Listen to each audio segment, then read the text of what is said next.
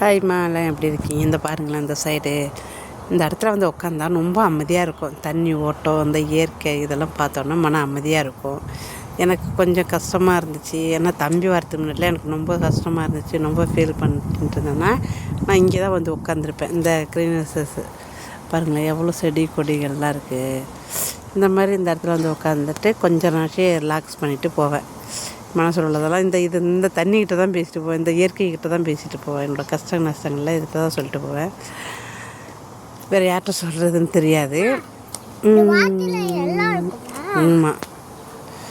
So வந்து நம்ம சொல்லலாம்னு நினச்சோம்னு வச்சிங்களேன், நம்மள்ட்ட வாங்கிட்டு அவங்ககிட்ட போயிட்டு நம்மளை பற்றி எதாவது சொல்லிட்டு போவாங்க. ஸோ வந்து எதுக்கு மற்றவங்கள்ட்ட சொல்லி நம்மளோட இதை இது பண்ணிக்கணும் அப்படின்னு சொல்லிட்டு நான் இயற்கைக்கிட்ட தான் நான் பேசுவேன். எப்போயுமே அம்மாட்ட இல்லை ஊரில் தங்கச்சிட்ட யார்கிட்டையும் சொன்னோம்னா அவங்க ரொம்ப ஃபீல் பண்ணுவாங்க. ஐயோ, நம்ம பிள்ளை ரொம்ப கஷ்டப்படுறாளோ அப்படின்னு ரொம்ப ஃபீல் பண்ணுவாங்க. அதனால் நான் அவங்கள்ட்டையும் நான் சொல்ல மாட்டேன், ஷேர் பண்ண மாட்டேன். இந்தமாரி இயற்கைகள்கிட்ட தான் இந்த செடி கொடி தண்ணி இவங்கள்ட்ட தான் பேசுவேன். இந்த போகும். இந்த மாதிரி உங்களுக்குலாம் அனுபவம் இருந்தால் கமெண்ட் பண்ணுங்கள்.